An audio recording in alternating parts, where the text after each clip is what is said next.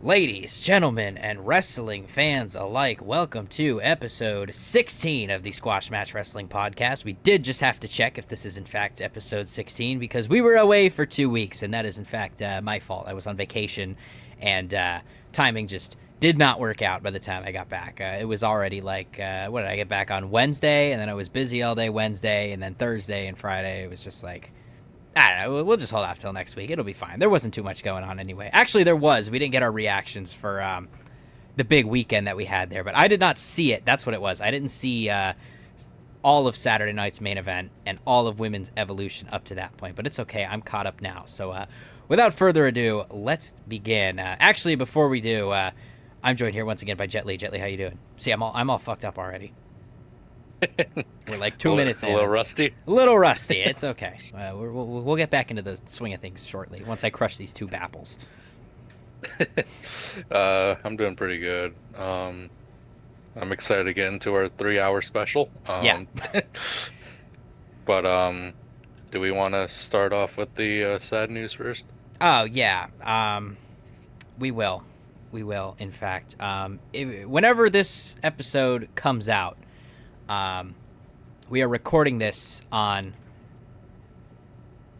July the 24th. Hulk Hogan passed away at the age of 71 this morning. Now, no matter how you feel about Hulk Hogan, politically, as a person, some racism allegations against the man there, you cannot deny that he is a pop culture icon and a staple character in WWE history. He is WWE. Without Hulk Hogan, we are not here in the WWE where we are today. So with that, a brief moment of silence for Hulk Hogan, and then we will reflect shortly on the career of Hulk Hogan.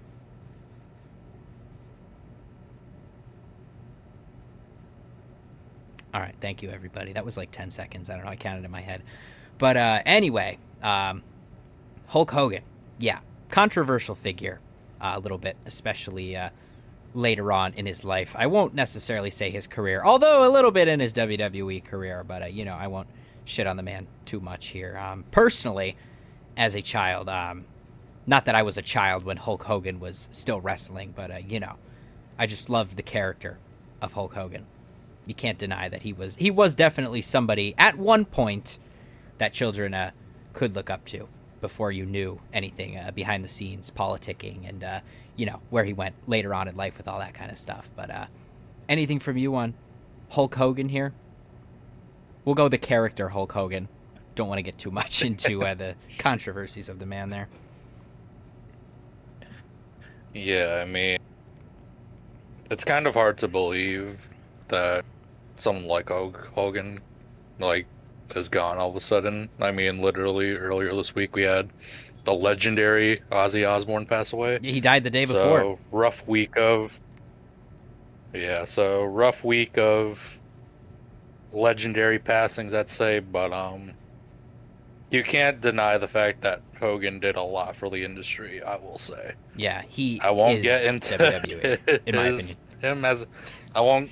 I won't get into him as a person because that's a whole different topic, but if we're talking about Hulk Hogan, the character, the icon, the immortal, easily on WWE's Mount Rushmore. Yeah, and that's what I was about to say, was definitely a Mount Rushmore character in Hulk Hogan. As a person, we all say some things we shouldn't say sometimes, or do some other things. We personally have an interaction that I don't look too fondly on back in the old Dick's Sporting Good days. We won't get too far into that. I'm not trying to get completely canceled here on the air, but if you know, you know. I've told that story to a couple of people now, but yeah, can't believe the legend's gone. Way too soon. He was only 71, I think. And it's weird because I follow him on Instagram, as we probably both do. And I don't know if he runs his Instagram or if he has a team of people running his Instagram. But, he posts pretty much daily. And, he posted yesterday, a picture of him, on a towel on the beach. The towel was, a picture of him physically on the towel. And it was, laid out on the beach.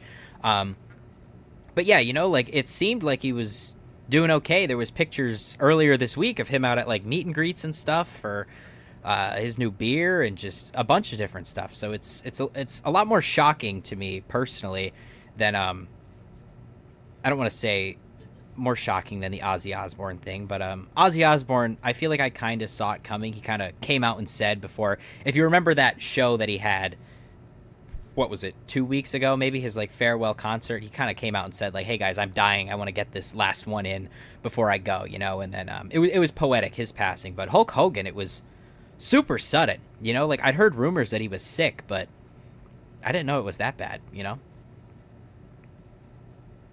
Yeah, I mean, time is precious. I mean, to those out there dealing with a loss, I mean, the best you could really do is try to cope with it and move on.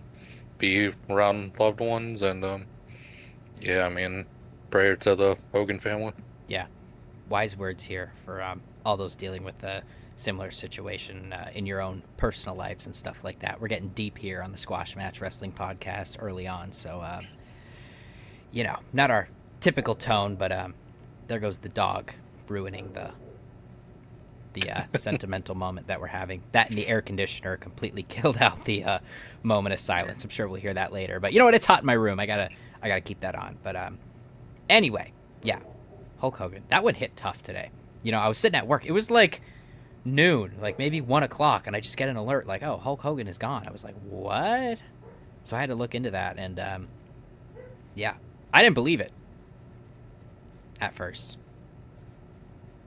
Oh, I didn't believe it either. I mean, usually when I get up, the first thing I open up is Instagram, and that was the first thing I saw. I'm like, no way, this is real. Yeah, So, secondary source and Twitter. It was all on Twitter, and that pretty much like confirmed everything for me. yeah, because I saw it on Twitter too, and you know, you see stuff like that on Twitter all the time, like, oh, this guy's dead, and then you have to go look it up. I saw something. This was a couple of weeks ago. At this point, I saw something that like Ludwig Kaiser was dead, and I was like, "What?" And I had to look into that. And no, I grokked it on Twitter, and it was like, "No, Ludwig Kaiser is not dead."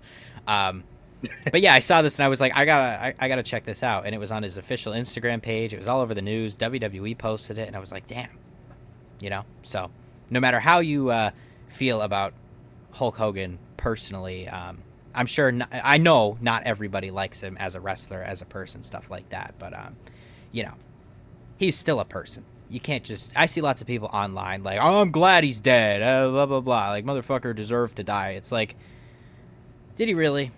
I don't think anybody deserves that, or that kind of hate online. Like, you can hate online all you want, but like, you know, that's a little too far. Because again, we would not be here with the WWE. We would not be where we are today without Hulk Hogan on that Mount Rushmore.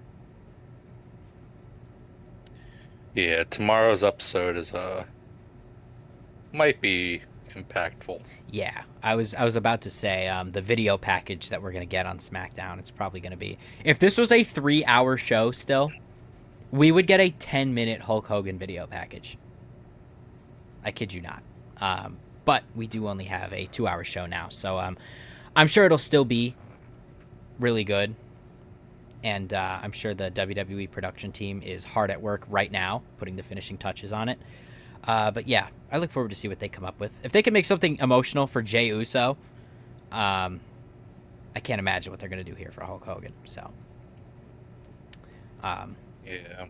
with that being said, anything more on Hulk Hogan before we get back to our regular tone of goofy and stupid stuff that we have? Some fantasy bookings. I'm sure we're going to have a couple crazy ones of those along the way here with the stuff we have. But anything more on Hulk Hogan before we dive right into that? You know, in hindsight, now that he's passed away, it kind of sucks. Looking back, that his last appearance, he got booed out the building. Yeah, I was actually talking about that today with my friend Pat at work. He's not a Hulk Hogan fan, but you know, that does suck. Yeah. I still never tried his beer either. Now I have to. I'll leave that to you. Fair enough. I don't even know where to get it. I haven't been able to find it anywhere. I feel like it might just be like a Florida thing. Honestly, yeah. Yeah, because I have no You idea where it is. you won't find it in Scranton, PA, of all places. I Yeah, feel like. definitely not. Anyway, though, let's move right into our first actual topic here today. This one, we're going back to Saturday night's main event. We're not going to do our entire reactions to the show. We'll get to the big stuff here. Seth Rollins, in a match against LA Knight, sustained a knee injury and is out for the foreseeable future, according to Paul Heyman and other WWE sources. My first question to you is how long do you think Seth Rollins will actually be out for?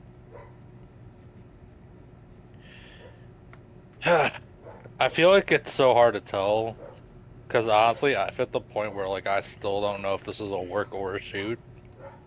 Um, if it is a shoot, I'd probably say we probably won't see him until like Royal Rumble. And I feel like the last like 3 times I've said someone returns at Royal Rumble, they've come back like 6 months early. Hey, I called it with Drew But McIntyre. I said he'd be back before SummerSlam. yeah, you did. I'll give you that. But if it was a work, I could see him be back for SummerSlam. Yeah. I feel like it's a little bit half and half. I feel like during the match, he did definitely tweak his knee and something is totally wrong. But I don't think it's as bad as they're playing it up to be. Because I saw a report online that it was a minor knee injury. He will probably be out for, I don't know, maybe 3 to 5 months. Maybe like after, like at least until Survivor Series, I don't think we'll see him. But, you know, Paul Heyman said he's got over a year with this briefcase, especially now that they moved Money in the Bank back till after SummerSlam next year. I don't think they're just going to toss the briefcase to Braun Breaker or Bronson Reed or have some kind of match for it. I think he'll be back quick enough to cash in. I think they're going to do like a surprise early return, kind of like, what was it, 2009 John Cena in the Royal Rumble? So maybe something like that. That's kind of what I'm predicting for Seth Rollins, though. It does suck that Seth Rollins is gone. Key player on Monday Night Raw. One of my favorite characters, not just right now, but of all time. So looking forward to his big return. It's going to be huge. Honestly, it's tough for Raw in general. You have both your top key players out in Seth and Liv. Yeah. Yeah. It is tough. And that brings me to LA Knight, who has the opportunity to step up to be a major player now and maybe fill that role of Seth Rollins, not necessarily as a heel, but just like, you know, in the main event here. LA Knight won this match, regardless of injury, regardless of whatever happened, whether it was supposed to happen or not. LA Knight won this match, and now he's on Monday Night Raw getting I don't want to say getting jobbed by Braun Breaker, because like nobody's getting jobbed by Braun Breaker, but like it's kind of like WWE to me is just skipping over the fact that LA Knight won just because he wasn't supposed to. Like I think that they should be doing something bigger here. What are your thoughts?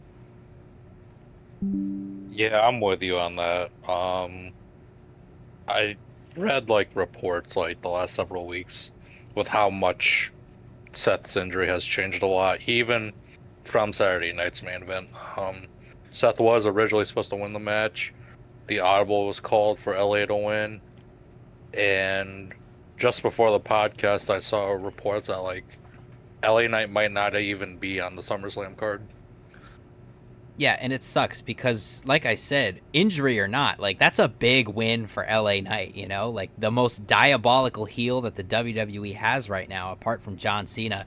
You just beat him on like a C-tier glorified house show in Saturday night's main event. Like, you gotta have something. Like, I knew CM Punk was going to win the match on Raw, especially when it was kind of getting closer to the end of the match, and I was like, CM Punk is definitely coming out last and winning this, especially because, you know, they hyped up Gunther versus CM Punk a little bit prior to that. But at the same time, I thought he would get the pin against Braun Breaker. Not that I wanted him to kind of bury Braun Breaker, but I feel like they had the excuse to. You know, he was in the match for close to 40 minutes. At that point, it had to have been 25 to 30. He was probably gassed. LA Knight just beat his big boss in Seth Rollins. I thought it was going to be LA Knight versus CM Punk for the finals in that match. So I was really surprised that they kind of. I feel like this kind of buries LA Knight. Like, it's almost like the worst thing that could have happened to him is beating Seth Rollins. I really feel bad for LA Knight because I feel like I feel like if this was years prior, this would have been like the perfect time to push him.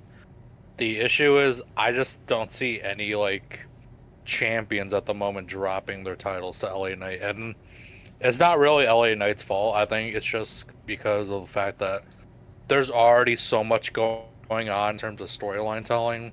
Like, who knows how far in advance all these stories are? I mean, John Cena's story is obviously gonna lead up to his retirement. Gunther is like up in the air. I don't see him going back down to the mid cards because he had a good mid card run. I feel like so there isn't really a point of him just staying there. I feel like he's just in limbo at this point.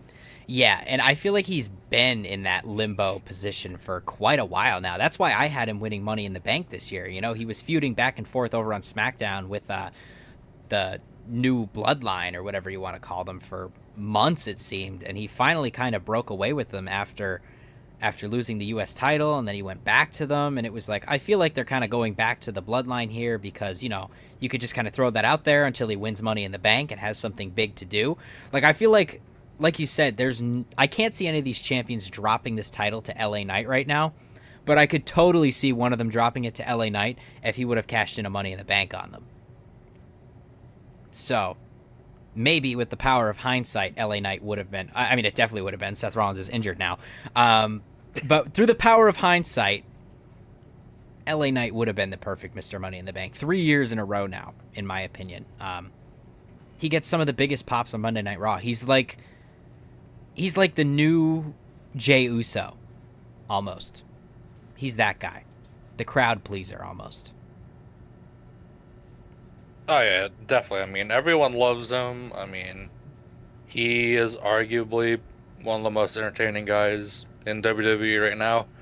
It's just really hard for him to get into the main event scene just because of the fact that his name has been like getting tossed in that scene for like the last 3 years now. So I feel like he's almost in like main event purgatory where like he's just perfectly in between mid card and the main card. Yeah.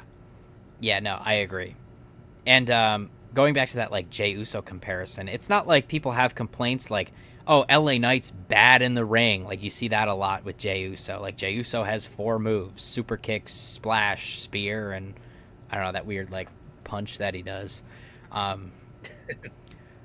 Knight doesn't have 4 moves. I think LA Knight, for like a 40-some-year-old dude, does some pretty cool stuff, and he's really good on the mic. I don't see any LA Knight haters on Twitter, which is rare from the internet wrestling community to not all jump on somebody and just hate them when they're this over. But I don't see much of that with LA Knight. Personally, I really like LA Knight. I have his t-shirt. I wore it to SmackDown last time it was in Wilkes-Barre. So I was always big on LA Knight, even like during the dark times of TNA. He was like one of my favorite guys to watch out in TNA. It just sucks that he's pretty much just stuck where he is in terms of like storylines and current champions at the moment. Yeah, you know what? If Jey Uso can be a world heavyweight champion, LA So Knight can anyone. LA Knight will get a run. And that leads me to Karrion Kross. No, I'm kidding. Nah, we'll get to him later because he did finally win a match on Monday Night Raw. But anyway, anything more on Seth Rollins, LA Knight, before we move on to our next topic here? Let's do it. All right, so next up, we're going to go to the women's side of things from that big weekend we had while I was unfortunately on vacation and did not get to watch it live. I had the ending spoiled for me for this match, unfortunately. Io Sky versus Rhea Ripley. Holy shit, was this a good match. This is not a match of the year contender. This is not a match of the night contender. This is like an all-timer, in my opinion. This was so good. The cash-in, everything. Everything. I really like this match. However, one thing I did not like about it was it completely screwed up my prediction for SummerSlam with Naomi and her Money in the Bank cash in. But anyway, what are your reactions to this match? Oh, I agree. I think women's wise, actually not even women's wise. I think as of recently, this might be one of the best matches of all time as of recent.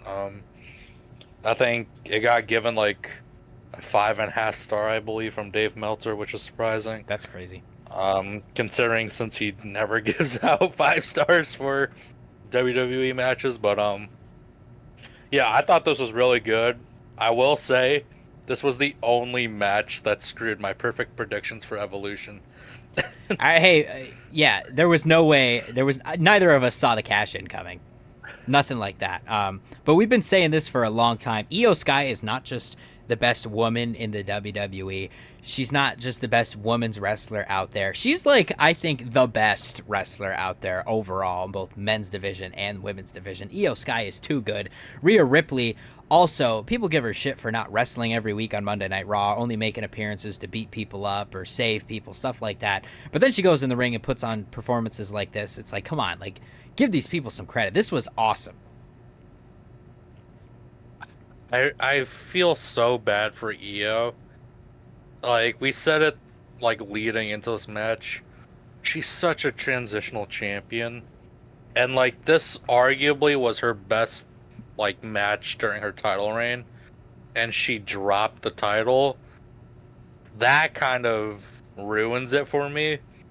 But you can't deny the fact that Naomi deserved this win either. Oh yeah, no, definitely. Just because my SummerSlam parlay has been screwed over a couple weeks in advance, that doesn't mean I'm by any means upset over this. So let's move right into this Money in the Bank cash in here. Naomi is our new women's world champion. I thought this was especially surprising because obviously she was a SmackDown superstar. She had that big feud going with Jade Cargill. She's been going at it with Tiffany Stratton. She even said it on Monday Night Raw. None of y'all saw this coming, and it's like, we didn't. Like, nobody did. Do you think this was a curveball just because, like, Liv Morgan's out? Honestly, yeah. But at the same time, it's like they were easily they easily had found a replacement in Roxanne Perez to fill in Liv's role, to where I don't think it really would have hurt much with Judgment Day in general. But it's like, and we said it leading up to Evolution. I even said it. Evolution was going to be the Liv Morgan show prior to the injury. I think I don't think this was like a last minute call either. I think this was definitely something that had to be put into place once Liv Morgan got injured. But I mean, like I said, can't deny the fact that Naomi deserves this. She absolutely deserved everything. And easily like one of the best moments as of recently, I feel like. Yeah. Naomi has come a far way from her Funkasaurus background dancer days. I think that this character Naomi has going on right now is the best she has ever done. And I think that this cash-in is really good for Monday Night Raw. We've kind of been going back to it the past couple of weeks. Monday Night Raw's main event scene, since, Bianca Belair is out, Liv Morgan is out, needed another big player in there, and this was the best way to insert somebody rather than just taking them from SmackDown and putting them on Raw. Like a big title change like this, a big surprising title change, an awesome cash in, a great moment during a great match. Naomi's going to thrive over on Raw, and so is this women's main event card now. Oh, I completely agree. Granted, it would have been cool if she were to cash in on Jade had she had won the title, but like I'm all for Naomi with a world title anyway. Yeah, and I think that was probably the original plan. I've been saying this since March, before Money in the Bank, when we did our way too early Money in the Bank predictions. This has been my like parlay all year. And Liv Morgan and her injury kind of I guess, threw that one into the ringer. But anyway, I'm not upset about it. By no means. What I am a little confused about, though, is a triple threat match immediately between Io Sky, Rhea Ripley, and Naomi. Because for some reason, in the back of my head, some little voice is saying Naomi is not going to win this match, for as much as I really want her to. Because if you think about it, Naomi wins the title right after SummerSlam. We got Crown Jewel coming up. Jade Cargill wins at SummerSlam. Now we got Jade Cargill versus Naomi for the Crown Jewel Championship or whatever. Champion versus champion there. So I would like to see them set that up. But still, like, Io Sky and Rhea Ripley, I don't know. They're going to have to do some serious storytelling and character work here to get me to believe that Naomi could beat either of those two. Because to me, the cash-in was the way that she beats either of those two. Yeah, I completely agree with you, and especially with the triple threat announcement, it almost sounds like this might be a main event match. It could be. After we got an Evolution, Io Sky and Rhea Ripley, I don't see why not. I've never had a problem with the women main eventing shows like this. I thought they should have done it back at WrestleMania. That triple threat match. So. Oh, 100%. Yeah. I don't have a problem with that. But I mean, after SummerSlam, we have Clash in Paris, and Stephanie Vaquer's waiting. Yes. That was another thing we both got right there. Stephanie Vaquer is our next contender for the Women's World Championship match. Thankfully, too, because I think she deserves it here. I think she's kind of, done her time on the indies and other promotions and stuff like that. She's like in a Braun Breaker situation. You could just kind of double champ in NXT, just kind of shove her right into the main event. She's a good player right there. That's another one for the women's main event scene. Stephanie Vaquer. She's kind of waiting on the sidelines there for everybody. Yeah. I'm super upset that we once again did not get a clean finish to Io Sky versus Stephanie Vaquer. That's another reason, actually, that I think Naomi might drop the title at SummerSlam. Because if they give it back to Io Sky, we will finally get... They're obviously saving the clean finish to this match for something big. Paris crowd, we know what France could do already. This match screams, once again, aura. 5 stars to me. So, I just hope, for Naomi's sake, that she wins here. I do too, but I mean...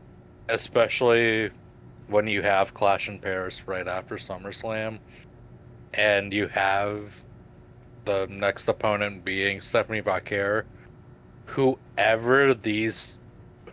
whatever English, man, I tell you, sheesh. It's also late. It is late. We are almost at 10 o'clock here tonight. We are recording on a weird day, weird time, back from vacation, 2 weeks out. Any of these three could have a good match with Stephanie. I feel like the most underwhelming one would probably be Naomi. Yeah, that's how I'm feeling about it. They want the showstopper here in France. Again, Stephanie Vaquer versus Io Sky could feed families for generations, especially in France with that crowd. It's almost hard to want Naomi to win at SummerSlam when you know Io Sky versus Stephanie Vaquer could be right around the corner.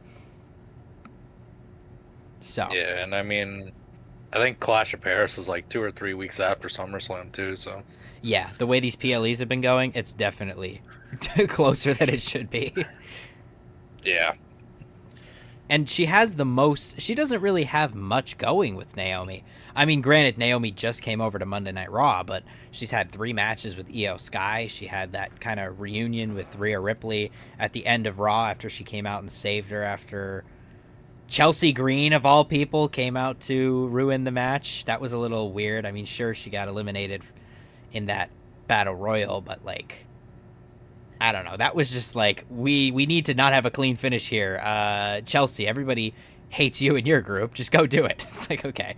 That felt a little random to me, but oh well. But yeah, I think Stephanie obviously has more going with Rhea Ripley. with Io Sky. And that probably goes back to the Liv Morgan injury. Like, this is what's been building up, and now we're just kind of stuck in that hole of, do we want to have Naomi drop the title after a generational cash in and a generational character here, or do we want to go for the money match? So, Yeah.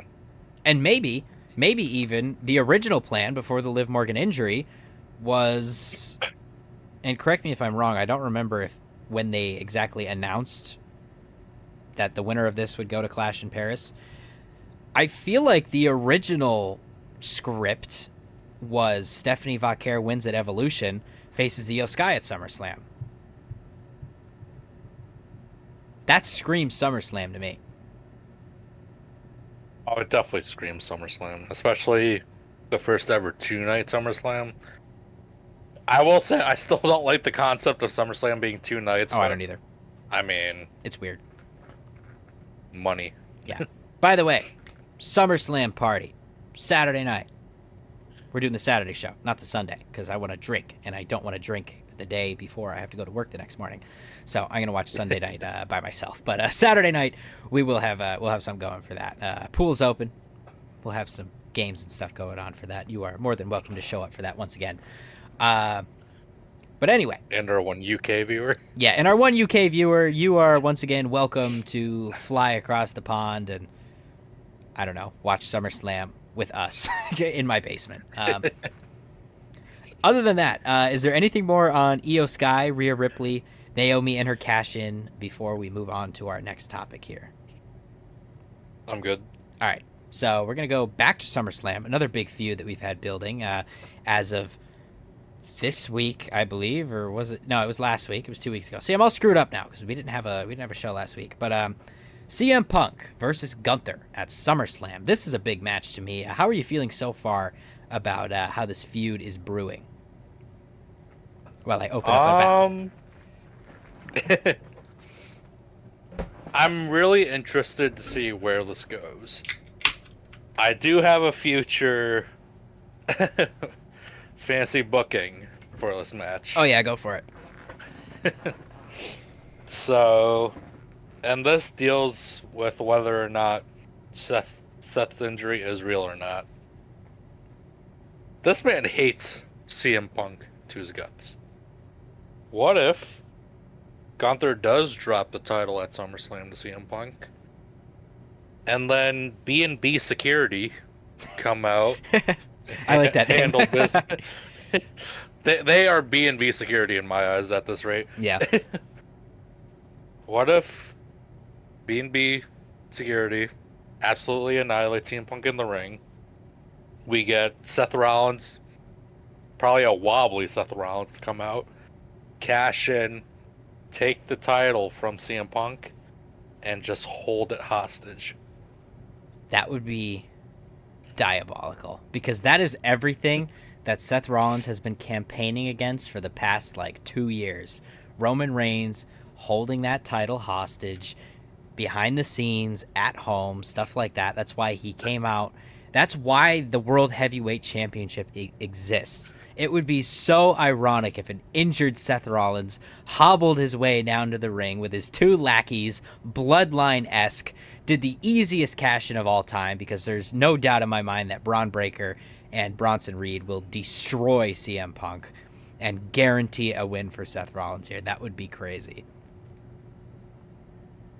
Yeah, and honestly, with Punk and Gunther at SummerSlam, this truly is one of the rare times where I do think Gunther is going to drop the title, unfortunately. Really? I'm going to go the opposite Trust way. me, I don't like it either. I'm a big Gunther stan. Everyone on this channel knows this. I'm huge on Gunther. It's just, when we look at future storylines, we already saw some interaction with Gunther and Rollins. We've already seen it with Gunther and Punk. This is genuinely one of the true times where I feel like Gunther could drop his title. You see, here's where I disagree. I think WWE knows Gunther's last title reign was a little bit disappointing. Just a little bit. You had 4 matches against Jey Uso. I mean, sure, Sami Zayn was cool. We had him go back and go for Randy Orton. But overall, not the title reign we expected. If they want to build Gunther up to be the new big bad in the WWE that wants to do nothing more than win gold, win titles, and be the best way to do that, I feel, he's already taken out Goldberg. Retired Bill Goldberg. I think beating CM Punk would do so much for Gunther. I want to see Gunther retain at SummerSlam. And maybe I'm holding on to a prayer here, because again, it is Super CM Punk, I like to call him now, because he wins almost every match that he's in, except for the one at WrestleMania. How many times has CM Punk actually lost a match since his return? He lost one weird stipulation match to Drew McIntyre. I don't count the Royal Rumble or the Elimination Chamber because, like, you know, he lost at WrestleMania, and he lost because Roman Reigns returned on the Raw debut. But other than that, Super CM Punk.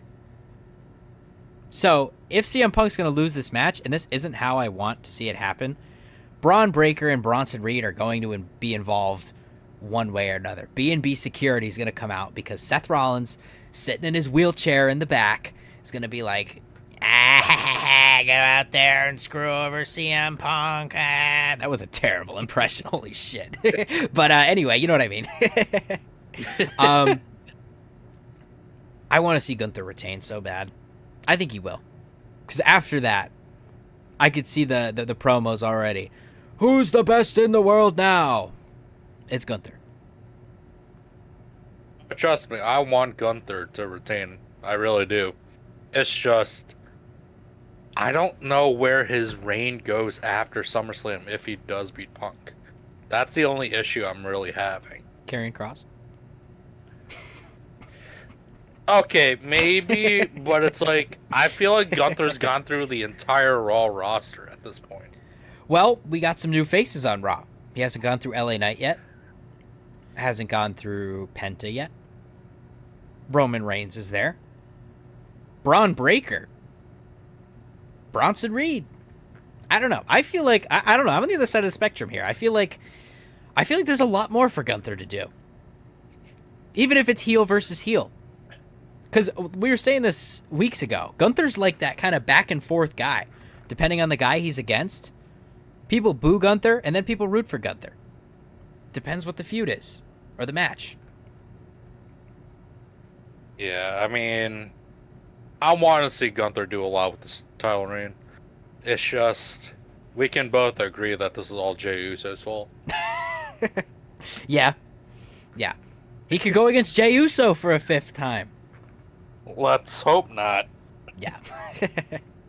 I was so convinced for a minute, a little bit off topic, but when Roman Reigns came back, I can't believe I didn't even write that down. We can get into that a little bit here while we're here. Roman Reigns' return on Monday Night Raw. I was so convinced we were going to get Braun Breaker versus Roman Reigns at SummerSlam. Just from the promo and the way it went. But we had to include Jey Uso here.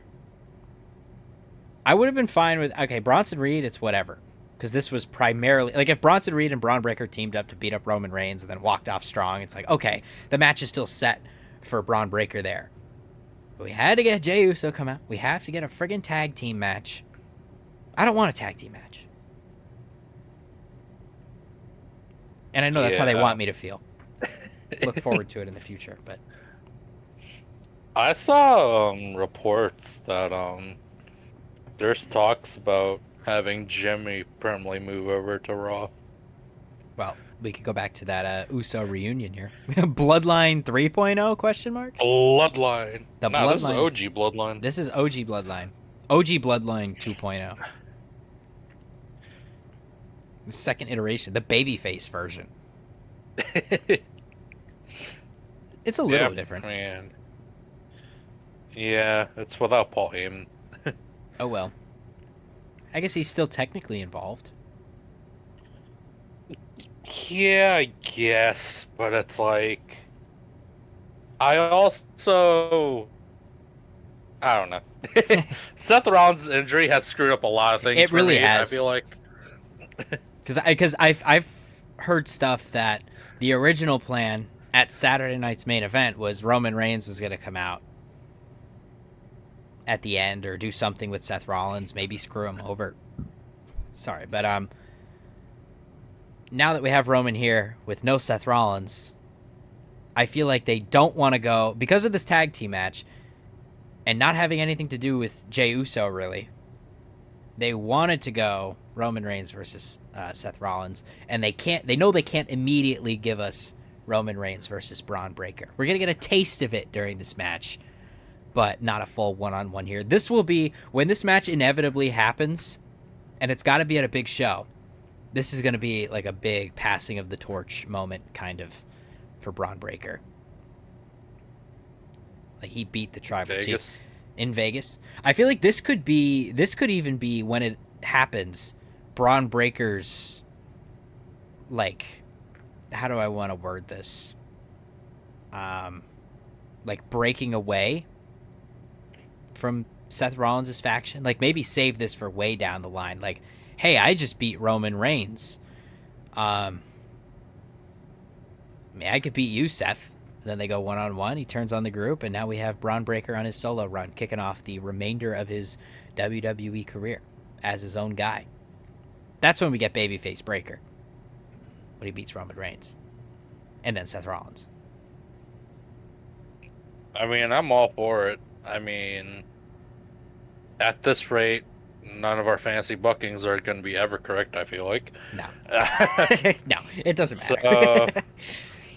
I feel like our fancy booking like segments just get more out there, and it's just like the complete opposite of what we normally get. Yeah, Braun Breaker will turn on Seth next week as soon as he comes back. He'll take Paul Heyman with him. It'll Oh, be. it'll definitely happen. Yeah, the one exec who's listening. Maybe the WWE exec is the guy in the UK.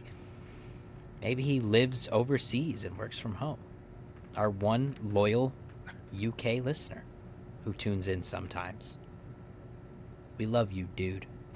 Whoever you are. Much love. Yeah. But with that being said, is there anything more on Gunther and CM Punk or even Roman Reigns here before we move on to... I only have one topic left here for the day now that I look at it. But I'm sure we could come up with something more if we need to fill in some time. Not that we have a time limit or anything, but it is 10 o'clock. It's a 3-hour special. It is a 10 the 3 hour special at 10 o'clock on a Thursday on a work night. It sucks because I thought after I graduated I'd be like, yes, no more school nights. But now I'm like, fuck, now it's work nights. Because my classes were at like 10 or 11 a.m. Now I got to wake up at like 7 every morning. Yeah, I'm still on the unemployment market, so Yeah. Good for you, man. job market sucks right now. You could come work at Rock 107 and be an extra sales guy. What do you in you're in like business and stuff. Are you into like sales? Yeah. Because I'll tell you what, I am not entirely into sales, but that's where I ended up, so. I'm like sales / production / on air talent / sports person. That's why we couldn't do the podcast last night. Like last minute kind of got dropped on me. Hey, you're going to be a sideline reporter for the Dream Game. I was like, oh shit, really? So yeah, I got to stand on county sideline. Did you go to the Dream Game or no? Last I went to the Dream Game was my junior year. I stopped Okay. going. Fair enough. I hadn't actually Just been to a watch Dream on Game in a while. TV. Yeah, I hadn't been to it in a while. So this was my first Dream Game in maybe 2 or 3 years. My dad, who was the head coach at Mid Valley, coached it 2 years ago, and I was on vacation. I couldn't even go to watch it. But yeah, this was my first Dream Game in quite a few years. But it was cool. You know, got to stand down there, talk on the mic. We all know I could do that at this point. So it was fun. At first, it wasn't my first sports broadcast. The first sports broadcast I did was a softball game. I have never watched a softball game before in my life, but my boss asked me if I could do it, and I said, yeah, sure, I'll do it. Why not? Not telling him that I had never watched a softball game before. I think he knew that, but he asked me to go do it. I was like, yeah, why not? It'll be fun. State playoff game, too, by the way. Local state playoff game. It was fun, though. Not bad. I enjoyed my time there. My microphone would not work for shit. I don't know what it was. We had a problem with... So the way it works is, from a production side of things, they were up on the press box at Valley View Stadium, and I was down on the sideline. So in order to hear them talking on the station, I had to call the phone line back at the station, get the phone line on my phone, and listen to them through my AirPods. But for some reason, something was potted up wrong at the studio. So I could hear the commercials, but I couldn't hear the actual broadcast, which was stupid. So the whole first half of the game was just me having technical difficulties. That and one of our wires was bad. But the second half was fine. I interviewed my dad on the sideline because he refereed the game. So it was fun though. It was cool. I would do it again, and I am going to do it again because that's kind of what I'm half employed to do. So football season, look out! Sports Radio WEJL Fuzz 96.1. I'll be your sideline reporter all season long.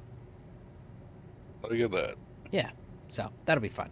Anyway, though, anything more on CM Punk and Gunther before or even Roman Reigns, Braun Breaker, Seth Rollins, before we move on to the final topic that I have here for the day? Let's get on to it. All right, so we're going to revisit this from a couple of weeks ago. This was the thumbnail 2 episodes ago.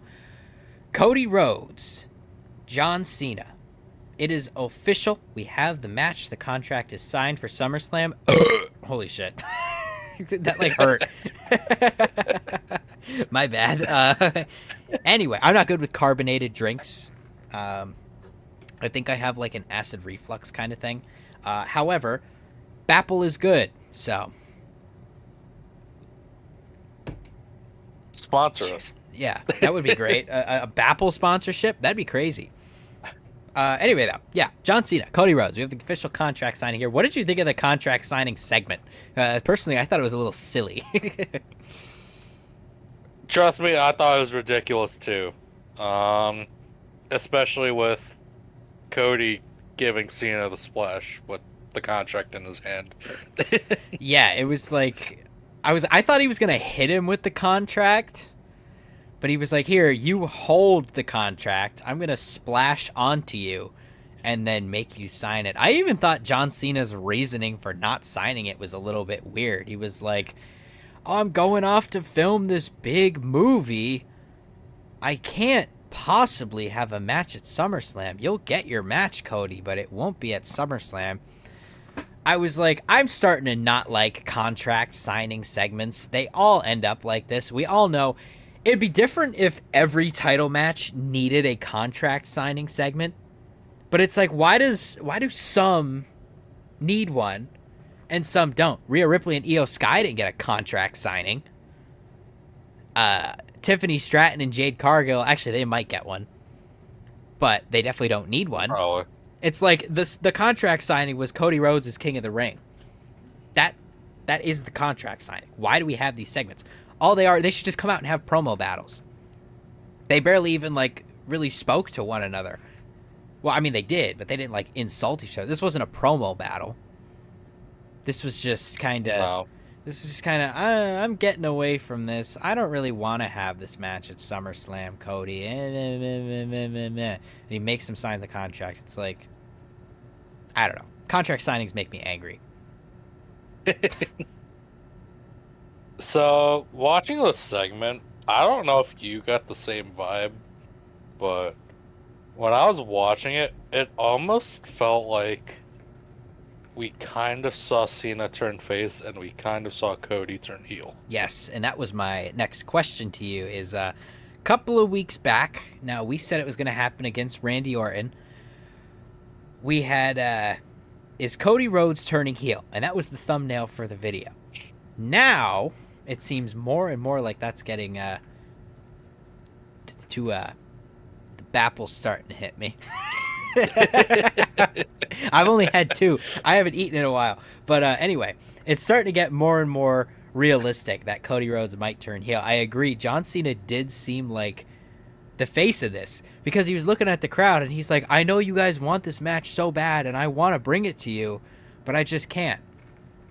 Cody Rhodes, on the other hand, was punch him in the face, put him on a table, force him to sign the contract. Very, very heelish tactics here from Cody Rhodes. A couple of weeks in a row now. Such an asshole. Yeah.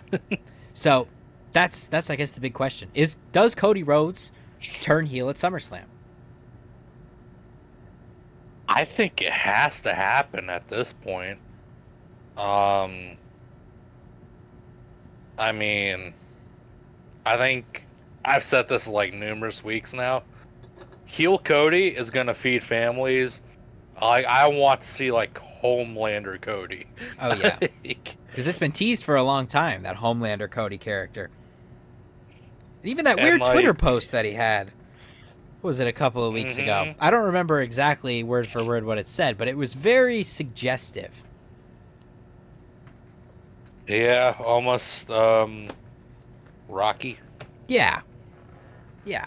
So, I guess we'll see what happens there. Honestly, do you think that this means we're going to get the John Cena face turn finally at SummerSlam? Like, if Cody Rhodes turns heel, is John Cena going to turn back towards the fans, or is he going to still be an asshole? I think we might see a Cody heel turn, Cena face turn. I was reading on Twitter, I forgot who tweeted it out, but like, it was some stat where it's like half of Cena's appearances have now been him as a heel. So, and what's wild is I think he only has like 15 appearances left. Yeah. So, the second half, I feel like it makes sense for him to be the face. But if Cena were to turn face, Cody has to lose this match in my eyes. Yeah. Because originally, my prediction way before the John Cena retirement run even started was that Cody Rhodes would be the one to retire John Cena. I don't know how they're going to do it. And I'm not saying it won't happen still, but I don't know how they're going to do it with a heel Cody Rhodes. Like, do they want the face of their company for the next 5 to 10 years to retire John Cena as a heel?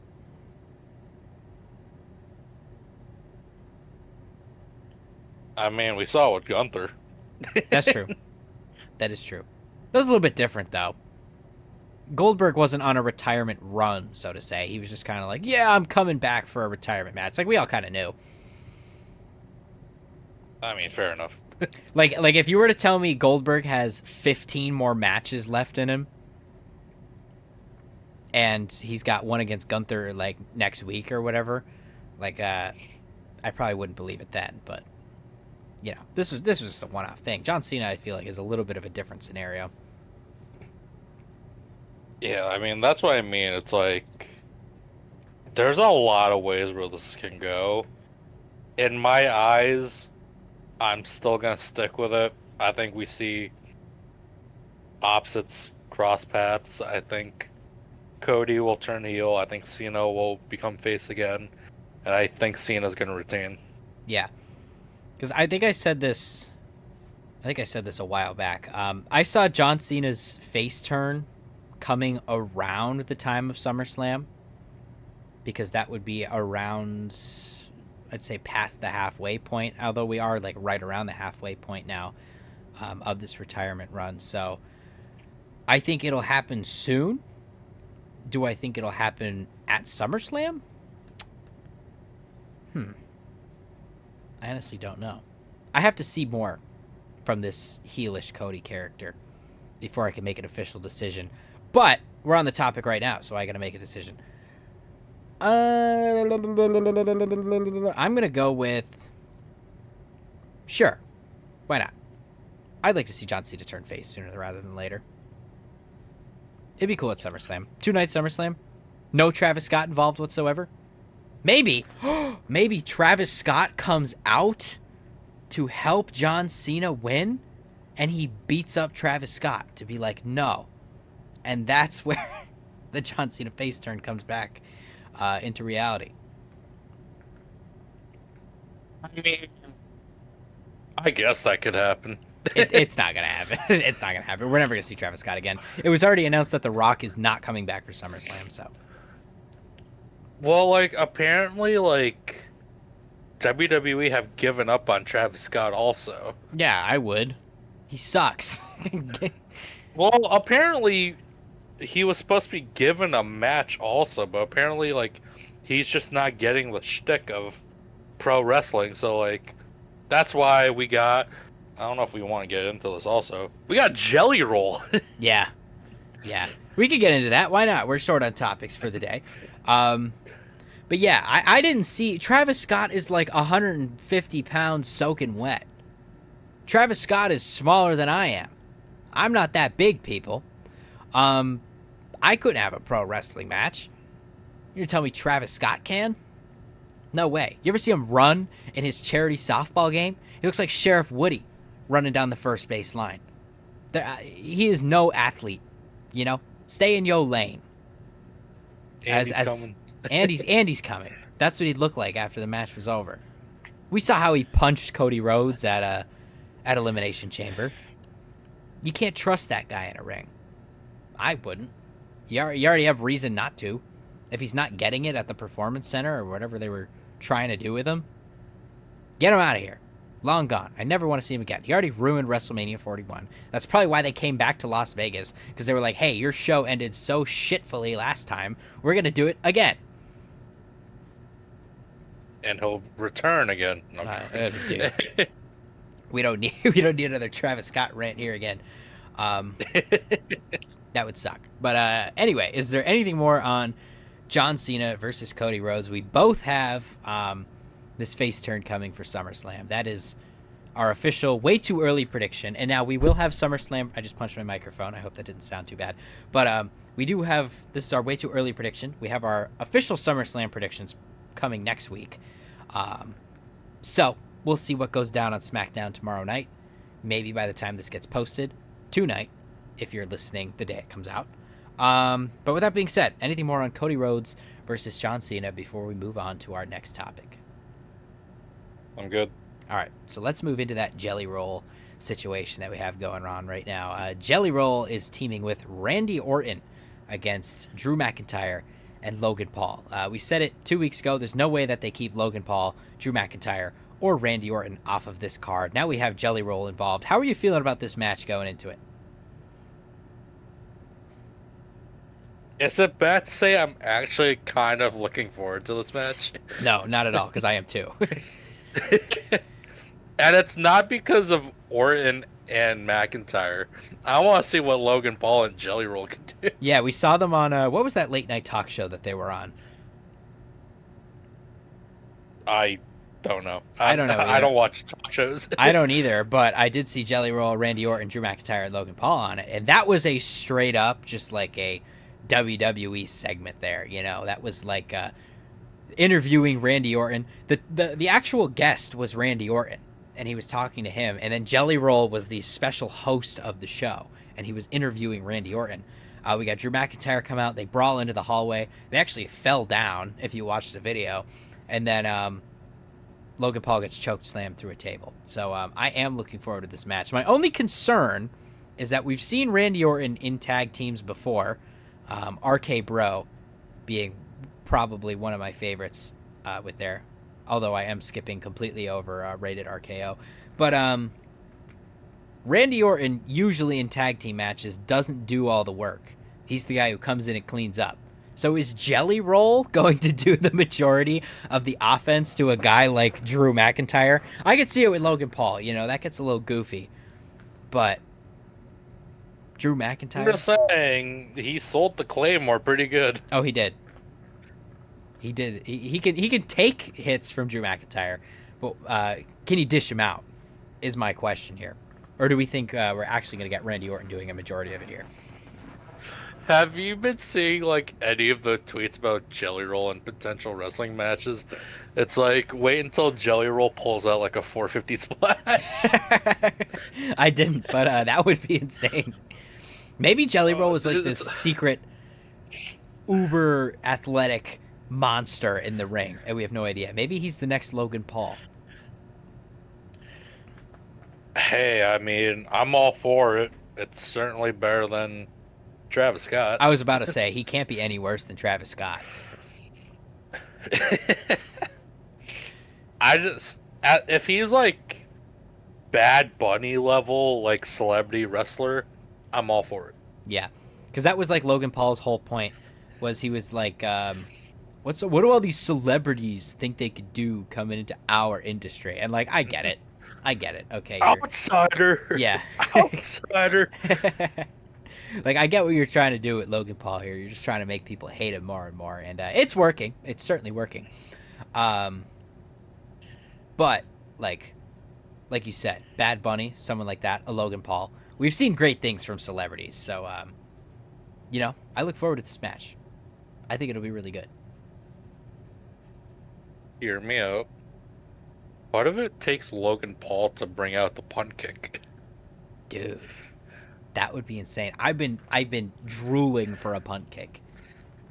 Like salivating at the chops for a punt kick for at this point months. We were 100% getting it with Kevin Owens at WrestleMania. But since KO's 100%. injury, I hope he's doing well, by the way. No punt kick. It's been teased a number of times.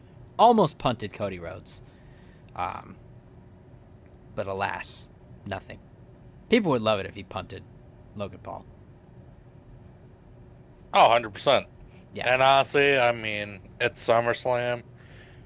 Punt the outside. Punt the outsider. That'd be Yeah, great. but I mean, I'm really looking forward to this match. Yeah. Crazy entertainment potential here. Because we've seen, like, celebrity matches like this. Like, you look at it. Do I expect a 5-star match from Jelly Roll? No. But did I expect a 5-star match from Pat McAfee versus Gunther a while back? Also, no. That match was probably my favorite match of that entire show.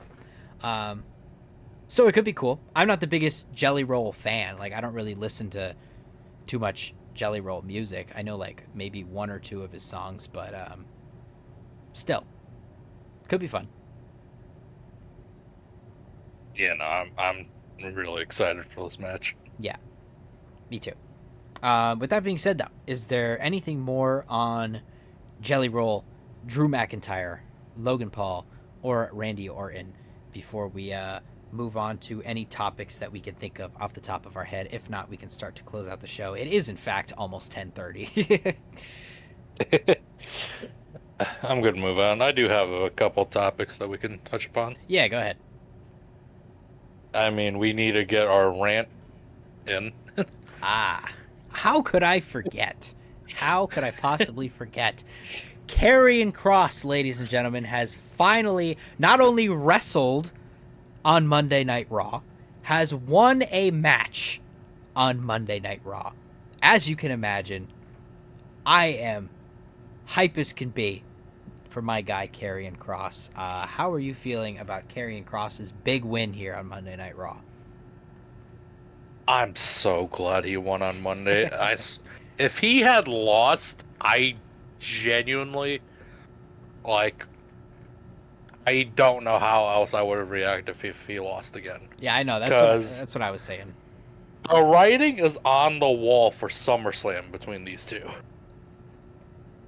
Yeah, clearly. Like, I don't even care that it was with a metal pipe and he was, like, about to potentially lose the match.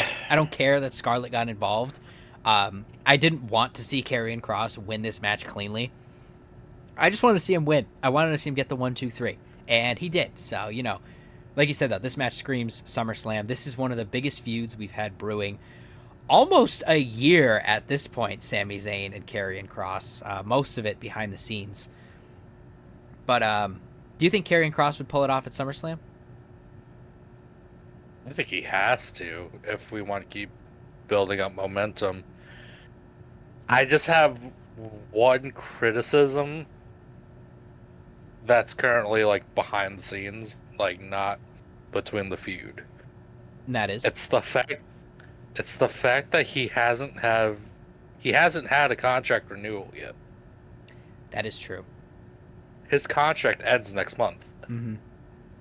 That is tough. They gotta see the way that people are reacting to Karrion Kross right now. He's getting like R-Truth levels, or Ron Killings. We call him Ron Killings around here. Ron Killings levels of like fan adoration. Like the whole match, people weren't even rooting for Sami Zayn. The "We Want Kross" chants are strong. They are alive and well. This has to mean something big for Karrion Kross. Do I see him winning in a match at SummerSlam, knowing Sammy Hogan? Is it offensive to say Sammy Hogan now that Hulk Hogan has passed, before I continue calling him that? Let's give it some time. Okay, yeah, okay. Good idea. Fair enough. I've been offensive enough the past couple of weeks. But yeah, I just, knowing the way Sami Zayn's character is, I think we got the one win from Karrion Kross. I don't know if he's going to win, but I agree with you. I think he has to.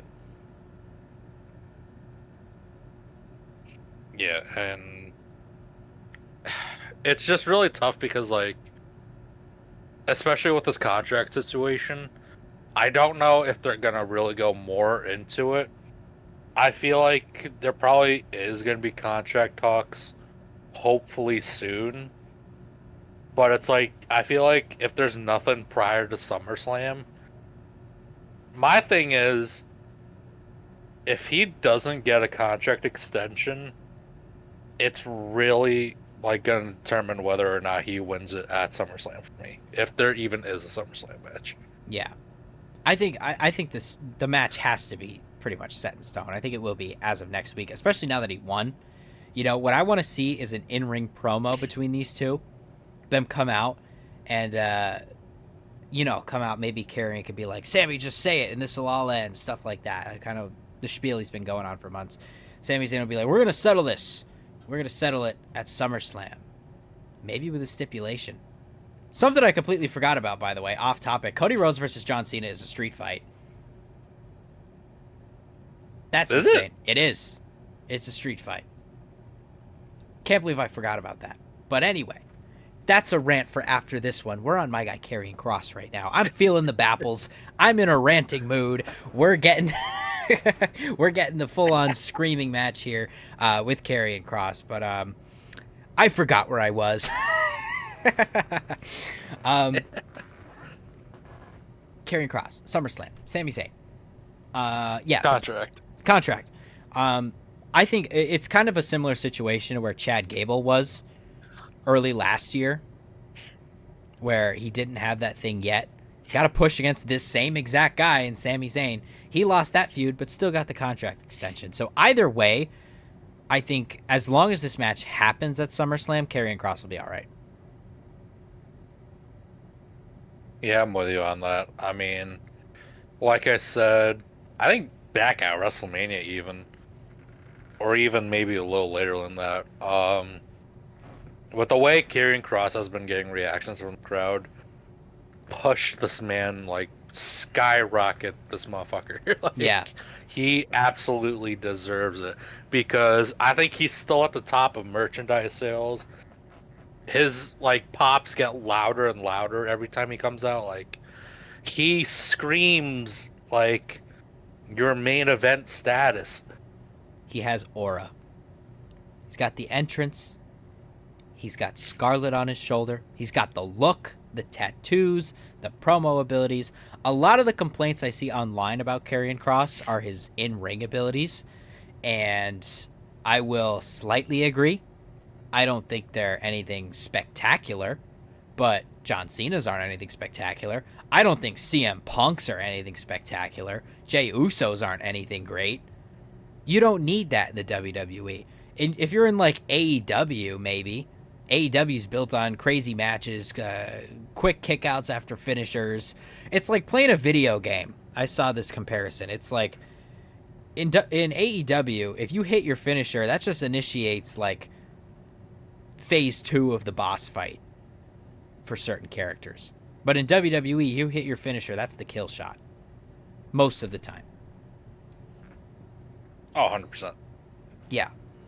So, although, sure, he's not Dragon Lee or Penta, he doesn't have to be. He's in a wrestling promotion where his style of being a star thrives. That being just being a great character that people enjoy seeing on TV. You can look past a flaw like not being a 5-star in the ring. And I don't think he's bad.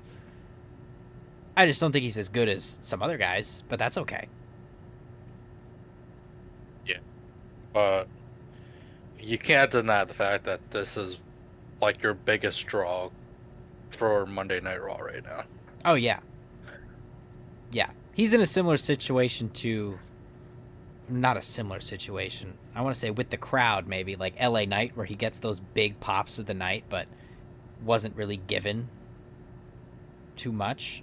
This is before the U.S. title reign. This is back before that. People clamored for LA Knight for a U.S. title match or a Money in the Bank briefcase for a long time. This isn't like recent LA Knight. This is a while ago. And look what happened to him. You know? He's in a feud with Seth Rollins. So. Yeah, I mean, sky's the limit for him. It's just whether or not WWE sees it. Yeah. Because, like, personally, to me, Sami Zayn, I don't know. Like, he doesn't hit too much for me. Like, his entrance is really good, but past that, like, I don't get behind Sami Zayn all that much. And this isn't just because he's feuding with Karrion Kross. It's like, just in general, like, Sami Zayn to me is like just the beatable babyface character. Although sometimes it depends on the feud he's in, I guess. Like, sometimes Sami Zayn is unkillable, but other times it's like, yeah, I could see Sami Zayn losing here. So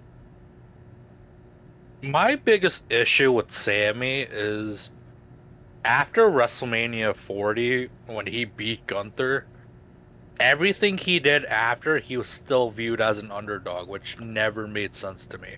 And it's still going that way.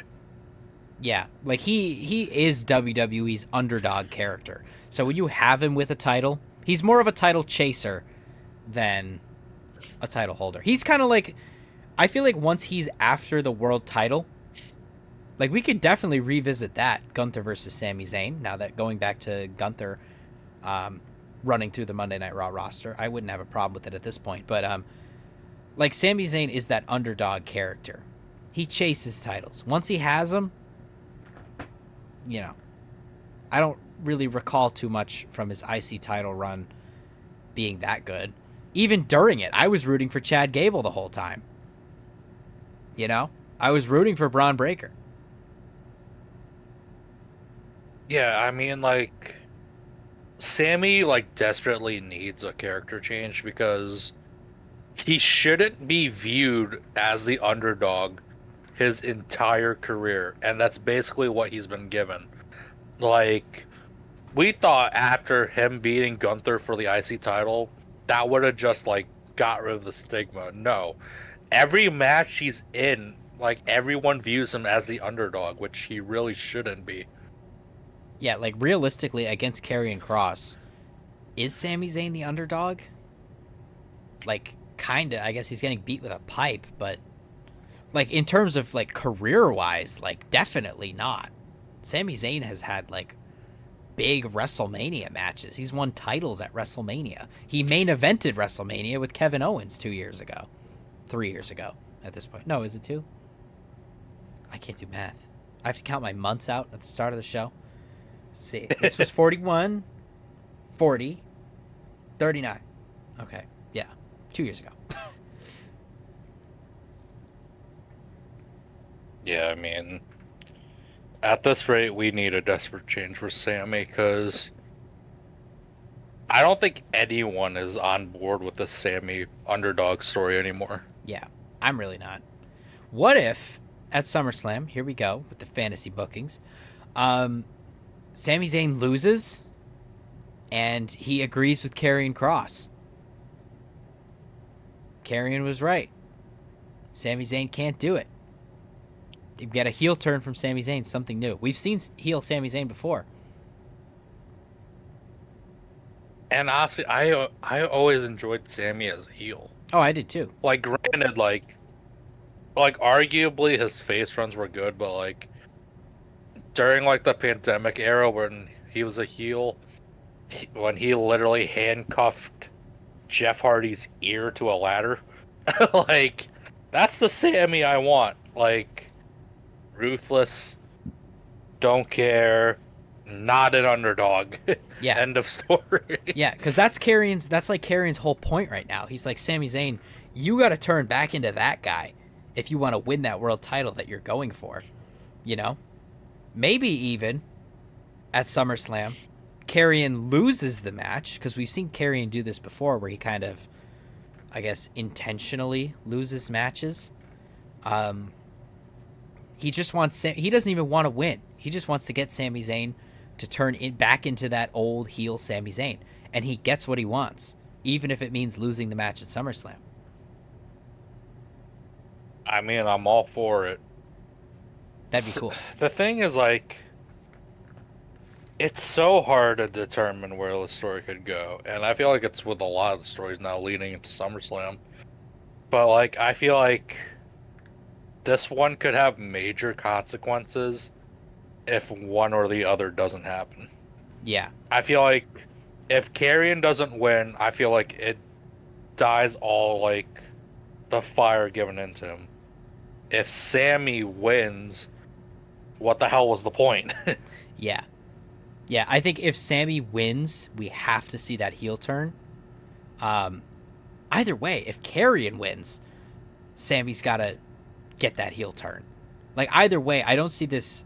Well, I do see it ending well for Sami Zayn, like, character-wise, but, like, the Sami Zayn that we have right now, I don't... Like, we're going to get a change regardless of what happens.